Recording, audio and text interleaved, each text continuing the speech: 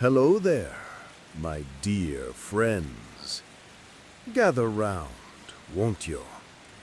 It's me, your old storyteller, with that deep, rumbling voice that's seen more than a few sunsets. Welcome to another episode of Forgotten Stories, where we dust off the tales that time tried to bury but couldn't quite manage. If you're one of those souls who loves a good mystery, the kind that tickles your brain and keeps you up at night pondering ancient riddles, then you're in the right place. Tonight, we're diving into the enigma of the Indus Valley Script, those peculiar symbols etched on seals from a civilization older than most folks can imagine. Picture this: thousands of years ago, in the cradle of one of humanity's first great cities, people scratched secrets into clay and stone that we still can't read today. Makes you wonder, doesn't it? What were they saying? Prayers? Trade deals? Love letters?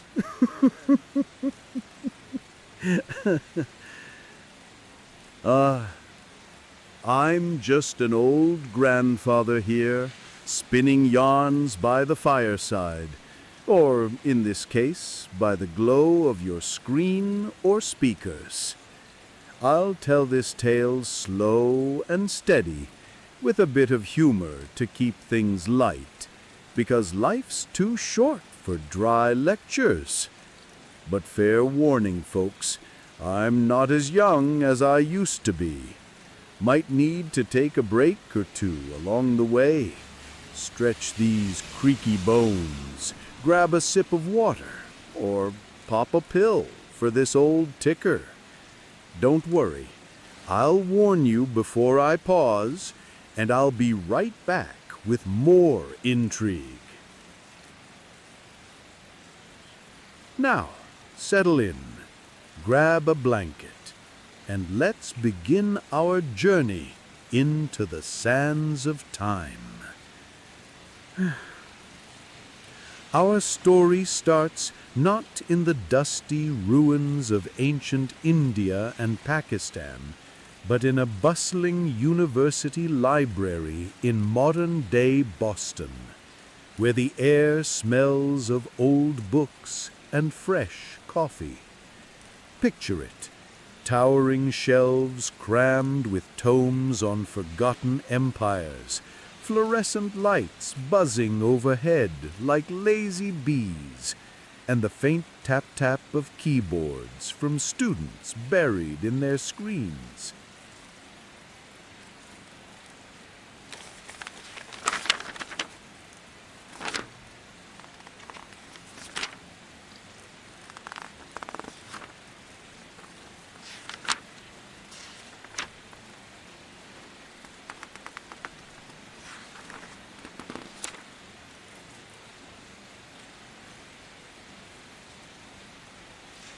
This is the world of our heroine, Dr. Maya Rivera, a sharp-minded linguist in her mid-30s, with curly black hair tied back in a hasty ponytail, glasses perched on her nose, and a perpetual furrow in her brow from squinting at puzzles that refused to solve themselves.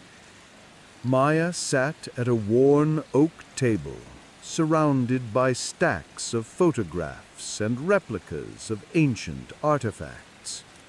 Her fingers traced the edges of a small clay seal, no bigger than a matchbox, loaned from a museum collection. It was etched with strange symbols, a unicorn-like beast standing proud, flanked by squiggles that looked like arrows, fish, and jars. These were from the Indus Valley Civilization, that enigmatic society that flourished around 2600 BCE along the banks of the mighty Indus River. Cities like Mohenjo-daro and Harappa, built with baked bricks so precise they'd make a modern engineer jealous, where people traded goods from afar, bathed in great public pools, and inscribed these mysterious marks on seals, tablets, and even pottery shards.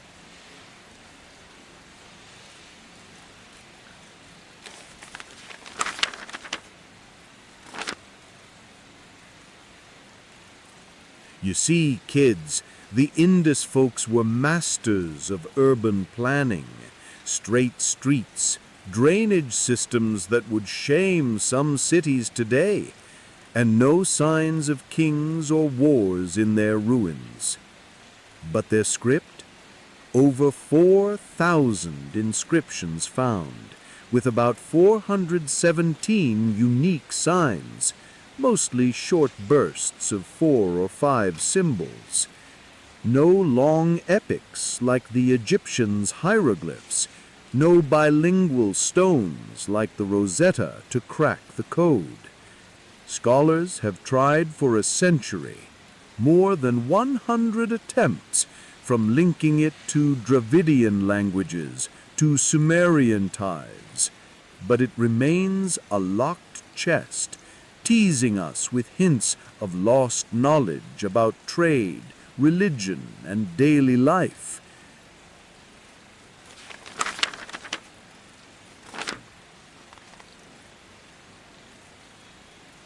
Maya leaned back in her chair, rubbing her temples. Another dead end, she thought, her mind swirling with frustration. These symbols mock me.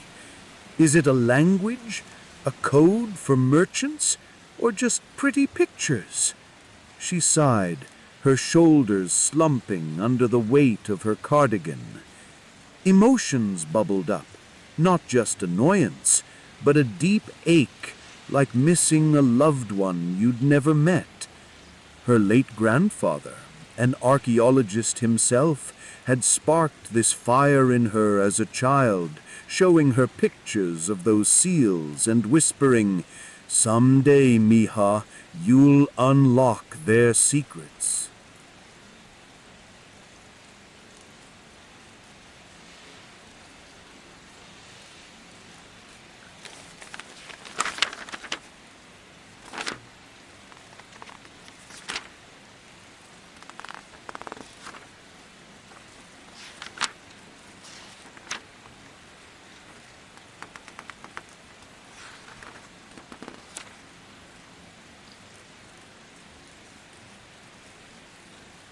And that was her desire, burning brighter than the library's lamps, to decipher the Indus Script, not for fame or fortune, though rumors swirled of a $1 million prize offered by an Indian leader in 2025 to anyone who could crack it, but for the sheer thrill of discovery.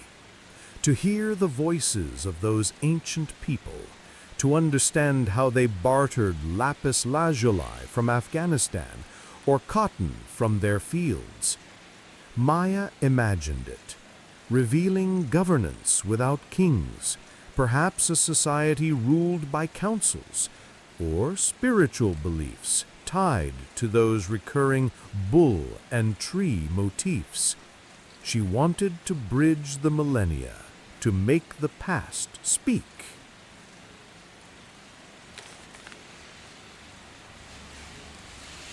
But as she packed her notes that evening, walking out into the crisp autumn air of Boston Common, leaves crunching under her boots, the scent of roasted chestnuts wafting from a vendor, she felt a spark. A colleague had emailed her about a new find, a cache of seals unearthed near Lothal, an ancient port city by the Arabian Sea. One bore an unusually long inscription, 17 signs. This could be it, she thought, her heart racing, palms sweaty despite the chill. The key to my desire. Little did she know, this pursuit would drag her into conflicts deeper than academic debates. Rivals in the field, skeptical funders, and even whispers of cultural battles over whether the script tied to Sanskrit or Dravidian roots. But that's for later. For now, let's follow Maya as she boards a plane to India, her backpack stuffed with notebooks and hope.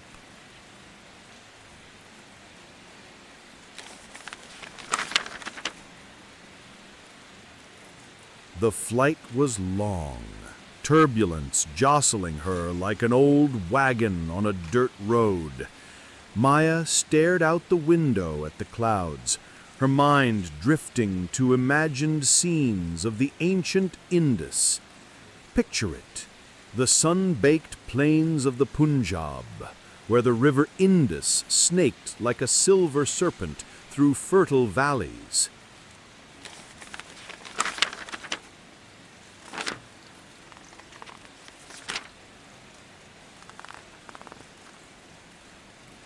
In Harappa, around 2500 BCE, a merchant named Karan, let's give him a name for our tale, hurried through the crowded marketplace. The air hummed with voices bartering in a tongue lost to time, the smell of spices and fresh-baked bread mingling with the earthy scent of the river.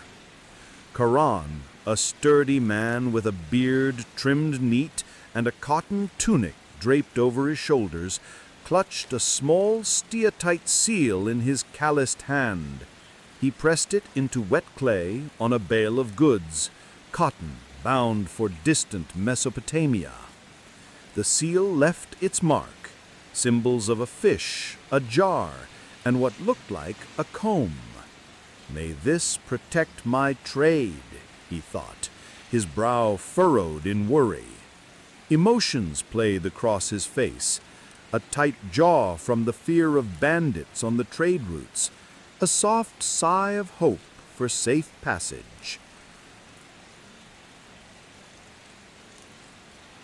Asha, my wife, awaits my return, he muttered to his assistant, a young lad named Dev. These signs will ward off evil eyes. Dev nodded, his eyes wide. Master, do the priests say the script comes from the gods? Karan chuckled softly, clapping the boy on the back. Perhaps, lad. Or perhaps it's just our way to mark what's ours. Names, measures, blessings.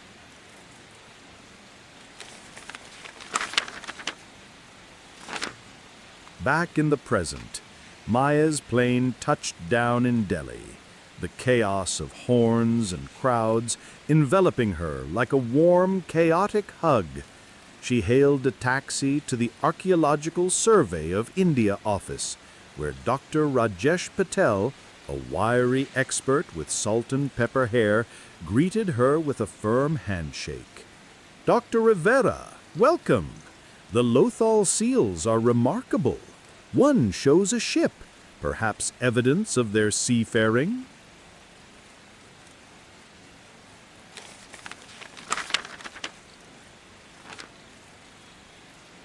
As they pored over the artifacts in a dimly lit room, dust motes dancing in the sunlight filtering through barred windows, Maya's excitement grew.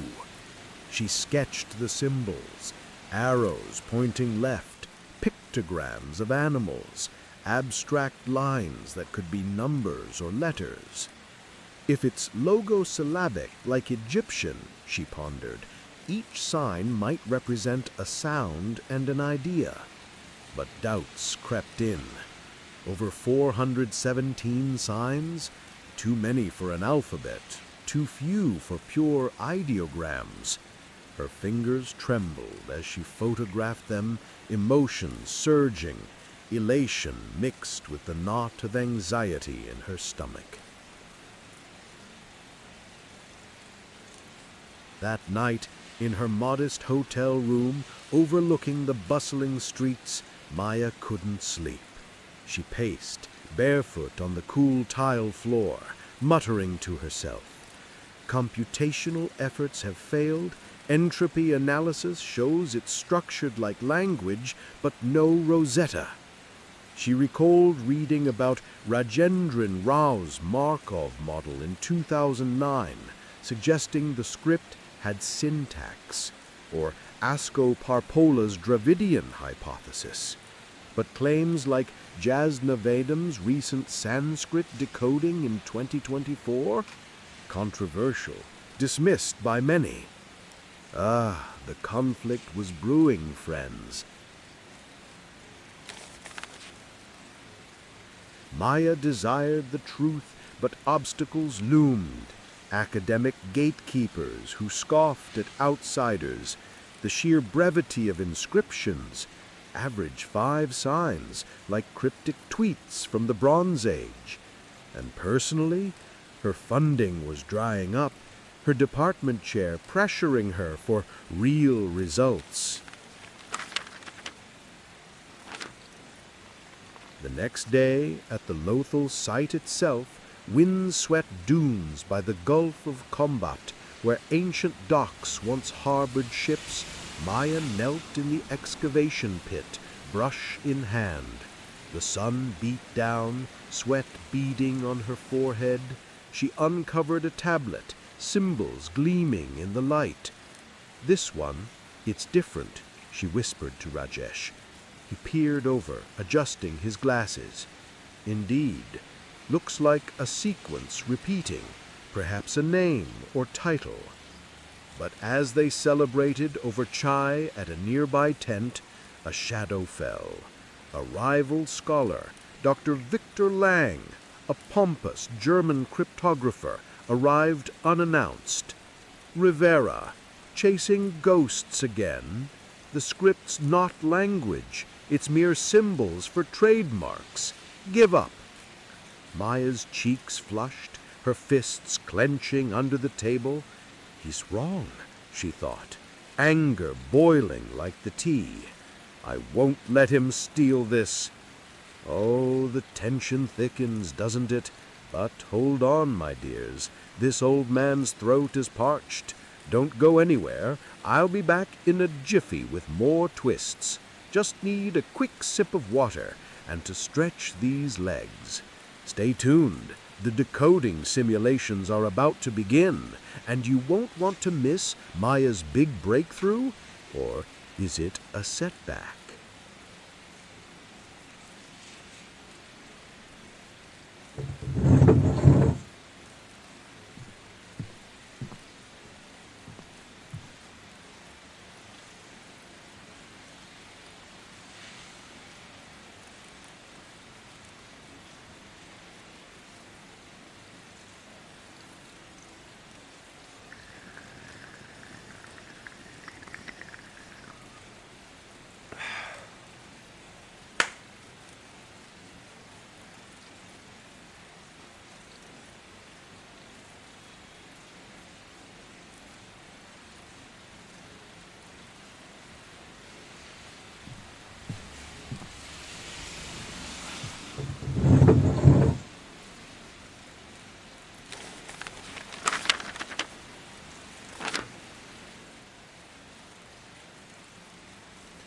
Ah, you're still here? Wonderful. I hope you didn't nod off, though if you did, dream of ancient rivers. Did you share this with a friend yet? Tell him to subscribe to Forgotten Stories so they don't miss out on these gems. Now, where were we? Ah, yes. Maya facing her first real conflict at Lothal. As days turned to weeks, Maya immersed herself in the site. Location was everything. The salty breeze from the sea, the crunch of sandy soil underfoot, echoes of waves that once lapped at wooden ships. Her actions were methodical. digging carefully with trowel and brush, cataloging each find. Thoughts raced. What if I simulate decodings? Assume it's Proto-Dravidian, map signs to sounds. One evening, under a canopy of stars, she sat with her laptop, running algorithms. "Let's try," she murmured. Emotions showed in her bitten lip, the way she hugged her knees. Dialogue with Rajesh. If the fish sign means star in Dravidian, mean, and the jar, kuda, for vessel, perhaps it's administrative. But Victor lurked, spreading doubts. "Your methods are flawed," he argued in a heated debate around the campfire, flames flickering on their faces. "No bilingual. It's impossible." Maya's desire hardened into resolve. She traveled to Mohenjo-daro, the mound of the dead, where the great bath loomed like a silent sentinel. Here, flashbacks deepened. Imagine ancient priestess Leela dipping into the pool's cool waters, inscribing a seal with symbols for rituals. "The gods speak through these," she told her apprentice, voice soft with reverence. Maya felt a connection, touching the bricks, but conflict escalated. A storm damaged the site, washing away clues, and Victor's team claimed priority on a key seal. By part's end, Maya stood alone at dusk, the river murmuring. "I must change my approach," she thought, a tear tracing her cheek. Growth hinted. But what secrets await in the symbol's depths? Will Maya crack the code, or will the past stay silent? Join me in Part 2 for the heart of the mystery. Don't go anywhere, friends. I'll be back in just 2 minutes with more of Maya's adventure. Grab a quick sip of water yourself, or nudge that friend who needs to hear this tale. Tell him to join us for the next part, where the real decoding begins. Stay right there. The Indus whispers are about to get louder.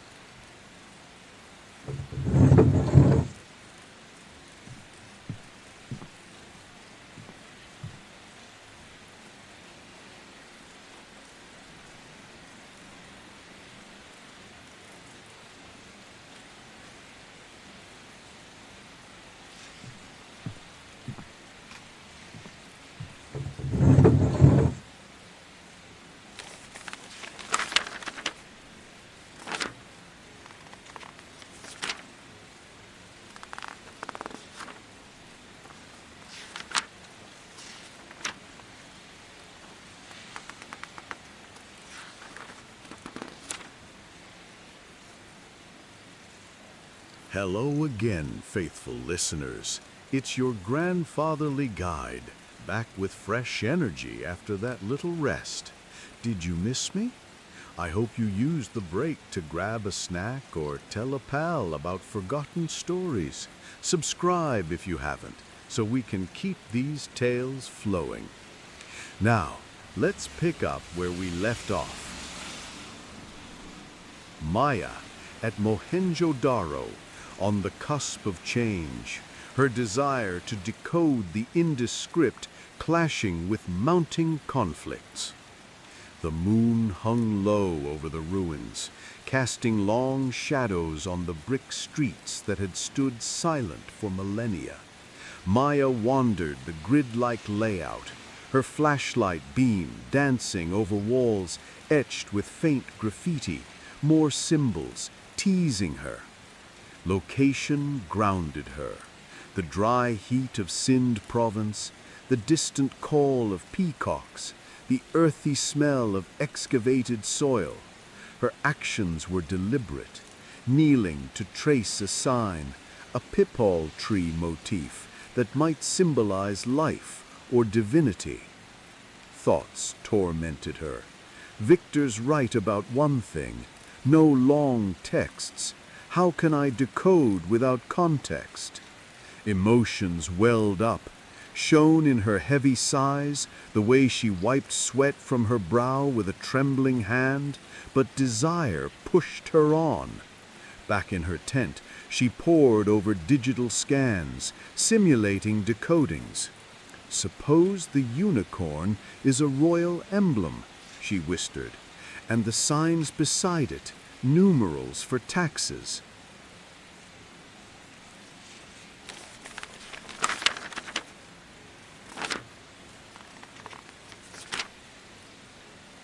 Rajesh joined her, their dialogue crackling with excitement.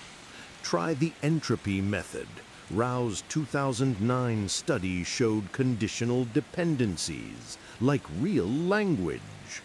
They ran code on her laptop, screens glowing in the dim light. But conflict intensified. Victor published a paper dismissing her finds as artifacts of wishful thinking, citing the lack of vowels or clear phonetics. Funding cuts hit. Maya's university emailed, "Results or return home." Personally, doubts gnawed. Am I chasing Grandpa's ghost? Change began in a Delhi archive, where Maya met an elderly scholar, Amara Singh, who shared tales of past attempts. Parpola thought Dravidian, Hunter saw Sumerian links, but all failed for want of a key. Amara's voice, frail yet wise, mirrored Maya's inner shift. She adapted, collaborating instead of soloing. Flashback to ancient times. In Rivera, an island city in the desert, Scribe Tari inscribed seals for water management, symbols for reservoirs, perhaps. "This will ensure our survival," he told his son, pride swelling in his chest. Maya's breakthrough simulation, mapping signs to Proto-Indo-European roots, but blending with AI models from recent efforts. What if it's multilingual? Emotions peaked, joy in a gasp as patterns emerged.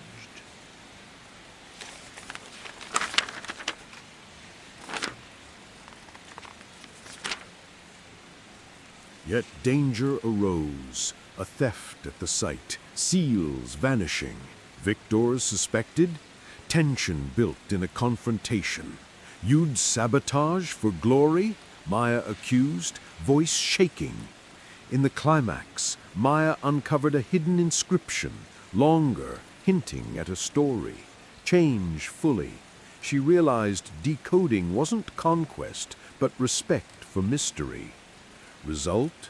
Partial success, publishing a probabilistic model, inspiring community challenges. The script whispered, but didn't yell. Maya returned home, wiser, the prize unclaimed, but knowledge gained. The puzzle endures. What might you decode, listener? Thank you warmly for joining this tale.